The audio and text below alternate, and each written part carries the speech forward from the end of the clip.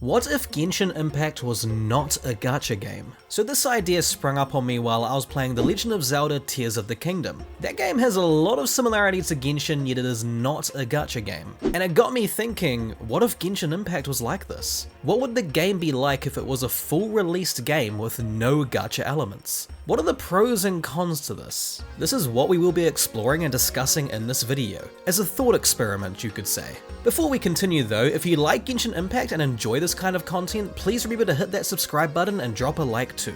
It really helps out the channel and I appreciate any kind of support. And with that out of the way, let's continue.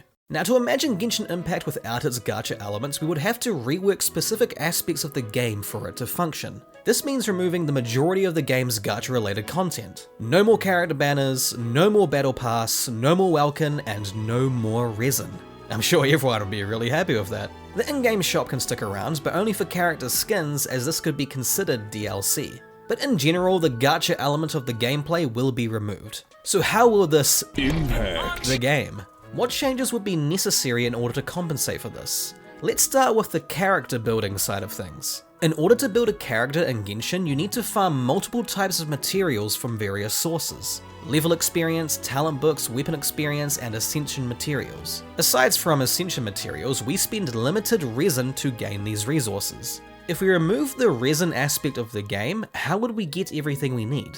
The first thing that will be easiest to change is level experience. You could simply make enemies you defeat give more of it. Now, the amount of experience enemies give you in the game currently is laughable. It is so bad. That's kind of small. Yikes. You could just bump these numbers up and characters would naturally level at a decent rate, especially if they're being carried by stronger characters. For example, if you had a level 1 Raiden Shogun, you could have a level 80 Amber on the same team to defeat higher level enemies. This would grow your characters at a nice rate, especially if you're at a higher adventure rank, and it would decrease the amount of grinding you had to do, which is nice. But what about talent books and weapon materials? We need a lot of those, right? This could be solved by being more generous with the amount you get from chests and quests. Enemies could also drop them, which would scale with your adventure rank. Speaking of scaling with adventure rank, this brings me to the topic of artifacts. Now, the artifact system in Genshin is notorious among the community for how toxic it is to farm them. Just layers upon layers of RNG to wade through. It is not a good time.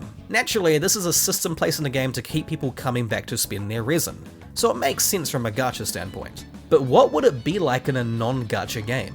Here is my vision for how artifacts would work. You could make artifacts based on enemy drops with RNG that increases with your world level and scales with enemy difficulty. For example, at adventure rank 40, regular Hillichills would have a 5% chance to drop 4-star gladiator artifacts. And at adventure rank 50, they have a 5% chance to drop 5-star artifacts. Because of how the scaling works, they could make obtaining adventure rank 60 reward you with an item that doubles artifact drop rates. This would be a great reward for dedicated players that just want to grind out the game and get the adventure rank as high as possible. Another way you could get artifacts is through quests. The main rewards quests give you in the game are primo gems. Obviously this reward isn't going to exist in this version of the game, so we can spice it up with artifacts. And also other materials too. World bosses such as Hypostasi, could be a main source of specific artifacts you need, such as Thundering Fury from the Electro variants. This would have to be compensated with world bosses having reasonable respawn times, and their artifact rarity would be dependent on their level, which scales with your adventure rank. I think main stat and substat RNG should still exist, but since you can farm the artifacts more reliably, it would be less frustrating. This also keeps the excitement of rolling great stats, so we can all keep that dopamine kick. Also, along with this, another idea I had is that enemies had a chance to drop an item that lets you re-roll substats. This way, you can hold on to any artifacts that have great substats, and just re-roll them if they go poorly. This is something I think I'll go more in depth in another video, so keep an eye out for that. Speaking of making another video, make sure you guys hit that subscribe button if you haven't already.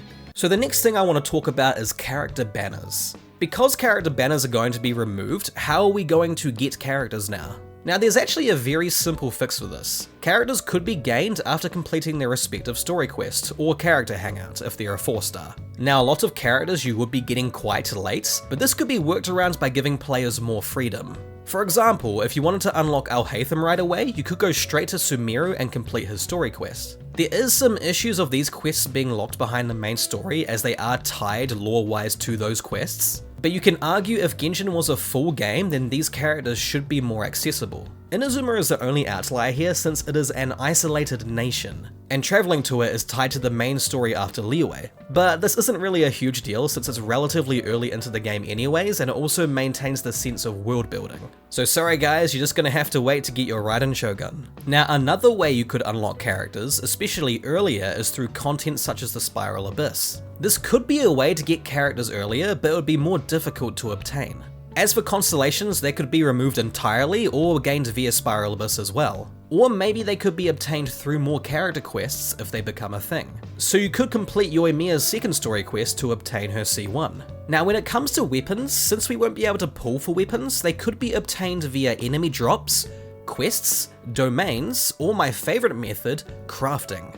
Being able to craft 5-star weapons is awesome, and in my opinion it should have been in the base game. But oh well, it is what it is, I guess. Crafting 5-star weapons could involve requiring specific materials from both quests and rare high-tier enemy drops. For example, if I wanted to craft a Staff of Homer, I would need a special item from completing Hu Tao's story quest, plus high-grade material drops from enemies along with being quite expensive to craft. This should keep it balanced. The high-grade materials could be drops you gain from weekly bosses, giving you a good reason to fight them. This would also create a strong reward for hard work, which would be quite satisfying in my opinion. But those are the overall base changes that I think Genshin would need if it was not a gacha game. So what are the pros and cons of this? So for the pros, it would be a full game release, which means no waiting for new patches and new areas to be released. No gacha randomness, no gambling, no banners, artifacts, etc. All the quests would be fully fleshed out, including character quests and story quests. All characters would be accessible as well, this is huge. And overall, exploration and completing quests would be more rewarding since the items you get would be overall better. Because let's be real, the only good rewards are the Primo Gems. If you got things like 5-star artifacts or really good material drops, they would be so much better to complete. Now there are some cons to this, believe it or not. The reason why Genshin is overall such an amazing game is because Hoyoverse can invest a lot of time and money into it. And it gets this money because the game is a gacha game, people put a lot of money into it. Which also means there will be less quality of life updates and no overall improvements. Although the game could still get updated because it would be an online game, but I'm sure it would be a lot less than what it is now. Another con is there potentially could be less content than we actually have. There could be less characters, less weapons, less quests. And this is only doable because the game is a long-term game. Because overall, Genshin is just one big investment of a game. Now another con that breaks my heart is that special events probably won't exist. They would not be in the base game. So really cool events like Golden Apple Archipelago would most likely not exist. I'm not saying that's a definite, events could still happen as like specific story quests, but it's just very unlikely. And the last con I could think of is the character accessibility. Now this depends on whether the game would have the freedom of you being able to access character story quests early or not. But if you couldn't and they were still chronological with the story, with the main story, then you would be getting characters you want really late. Like if you wanted Farina, you would have to go through the entire story all the way up to Fontaine in order to get her. And that is a big wait. Although you could argue this is balanced considering power creep is a thing, because Fontaine characters are ridiculous. And that does kind of force you to grow your other characters too, your older ones that you get. So it could be a con, it could be a pro, who knows, it's kind of in the middle. But yeah, anyways guys, what do you think of Genshin Impact not being a gacha game? This was a fun thought experiment. Obviously it's not going to be a real thing, but it is fun just to think about what the game could be if it wasn't what it actually is, you know?